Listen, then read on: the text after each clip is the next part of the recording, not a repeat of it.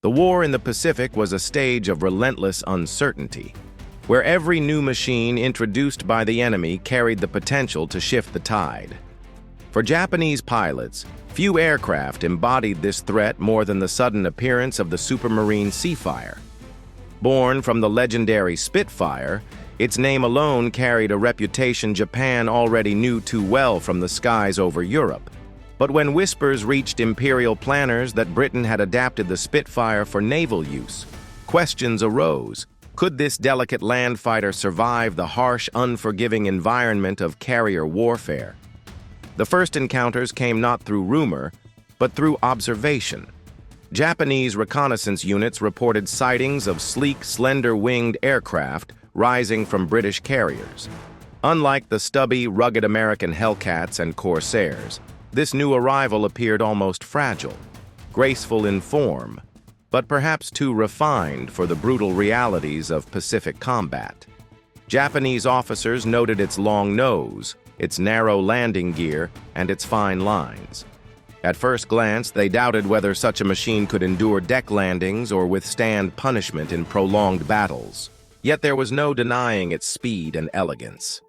By the time Seafires escorted carrier strikes over the Mediterranean and later in the Pacific, Japanese airmen began to feel its presence. They respected the Spitfire's reputation for agility, and if the Seafire retained even half of that performance, it was to be treated with caution.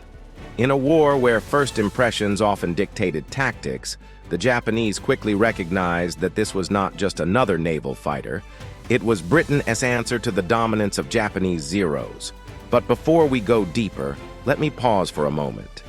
If you're fascinated by the hidden truths of aviation history, make sure you subscribe, like this video, and share it with others who want to uncover the untold stories of World War II.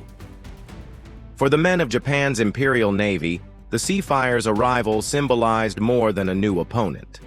It was a reminder that Britain, though stretched thin across the globe, could still adapt, innovate, and challenge Japan in its own theater of war. The first impression, though mixed with doubt, was unmistakable. This machine was not to be underestimated.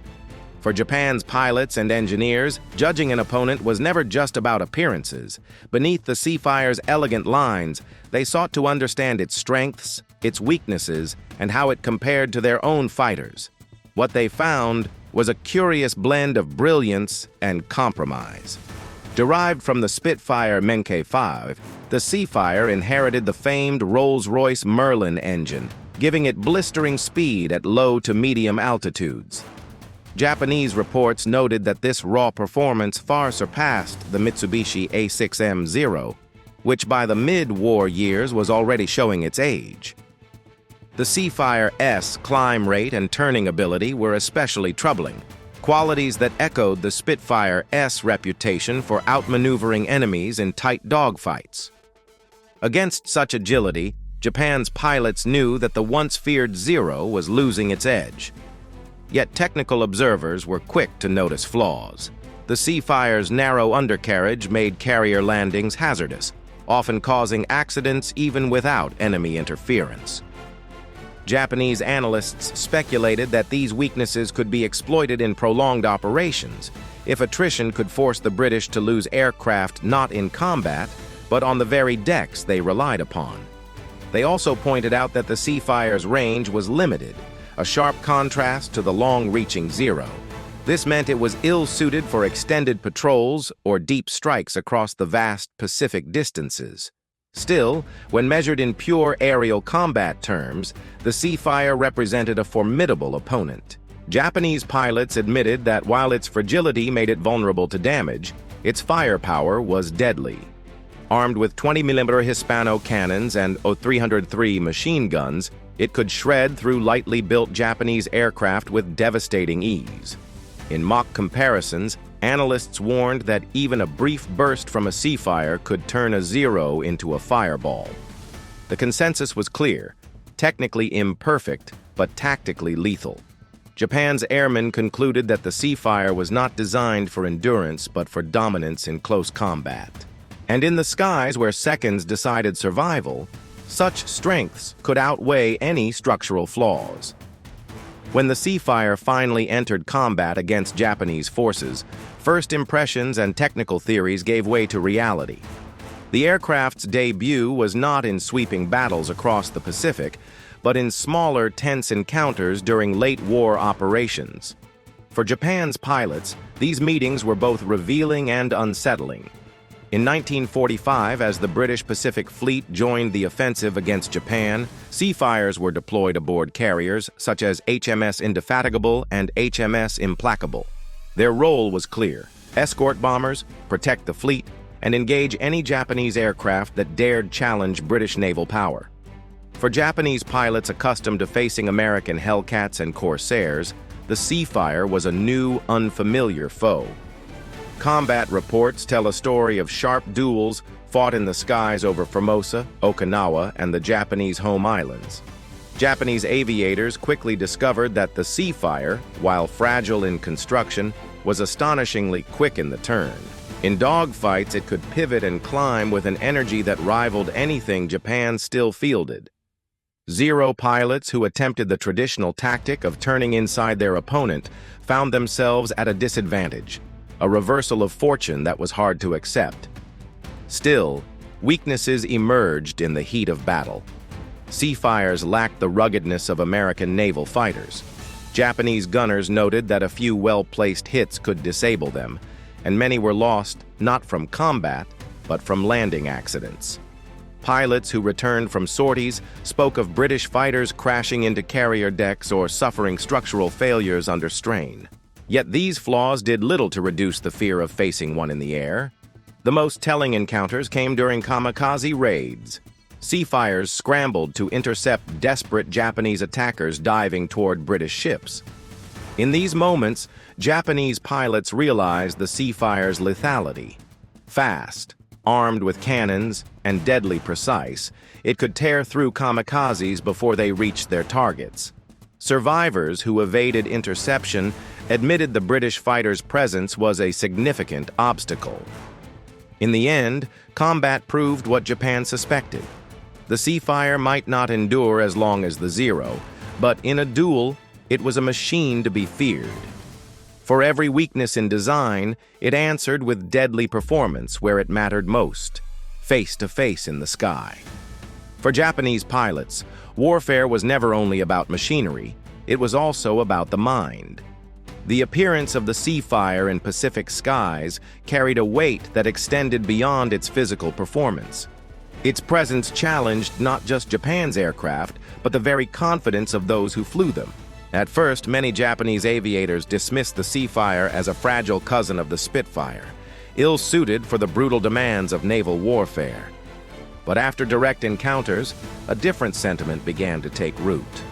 Pilots reported the unnerving reality that the Seafire could outmaneuver them in dogfights, breaking apart long-standing beliefs in the Zero's turning supremacy. This psychological shift was profound. The very foundation of Japan's aerial doctrine, superior agility, was suddenly contested. For kamikaze pilots, the Seafire was especially demoralizing. Their mission relied on slipping through enemy fighters and anti-aircraft fire to reach British carriers. But the Seafire, with its quick climb and tight interception abilities, proved an almost invisible wall. Survivors of failed missions described the frustration of seeing comrades cut down mid-dive. Their final sacrifice stopped before it began. The psychological toll was immense, leaving pilots to question whether even death could achieve its purpose against this British interceptor.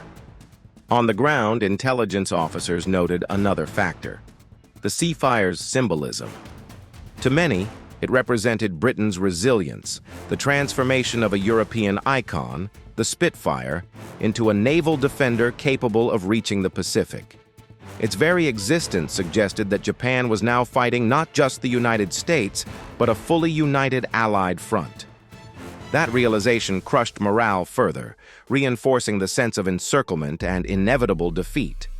Even the Seafire's flaws became twisted into a psychological weapon. Japanese pilots noted its fragility, yet this only deepened frustration. A plane so delicate should not have been so dangerous. That contradiction made it seem almost unfair. a reminder that technology alone could not predict the outcome of aerial duels. In the fading months of the war, the Seafire's presence haunted Japan's airmen. It was not the most durable or far-reaching fighter they faced, but it struck where it mattered most, undermining confidence, eroding faith in old tactics, and leaving the unmistakable impression that the age of the Zero had ended.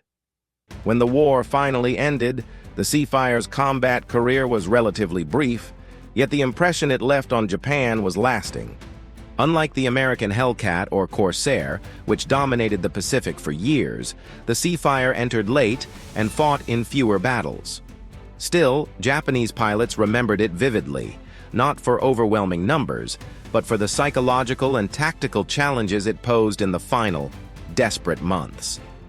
In post-war interrogations, Japanese officers acknowledged that the Seafire symbolized the transformation of air power. It showed how even a land-based icon like the Spitfire could be adapted to naval warfare and still strike fear into seasoned Zero veterans. Though fragile, it proved deadly when flown with skill, and that balance between vulnerability and lethality fascinated Japan's surviving pilots. Many admitted it forced them to rethink long-accepted truths about agility and dominance in aerial duels. The Seafire also carried symbolic weight for Britain. For the Japanese, encountering it so late in the war reinforced the reality that the Allies were no longer fractured by geography. The appearance of Spitfire derivatives on carriers in the Pacific confirmed that even Britain, heavily engaged in Europe, could project air power directly against Japan. That realization, many pilots confessed, intensified the sense of encirclement and inevitability. In Japan's aviation circles after the war, the Seafire was not studied as extensively as American aircraft, but it was remembered. Pilots spoke of its speed, its tight turning ability, and its unexpected ability to intercept kamikazes with precision. For historians and engineers, it became part of a larger lesson. Naval aviation was evolving rapidly, and Japan's designs had failed to keep pace. Today, the Seafire remains an often overlooked chapter of the Pacific War.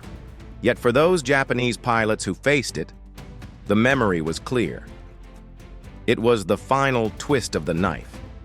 The arrival of a fighter that should not have been there, but was, and one that reminded them that no matter how deep Japan's traditions of aerial combat ran, the tide of modern war had already swept past them. The Seafire's legacy, then, is twofold: a symbol of Britain's reach, and in Japan's eyes, proof that even latecomers could shape the course of fear and defeat.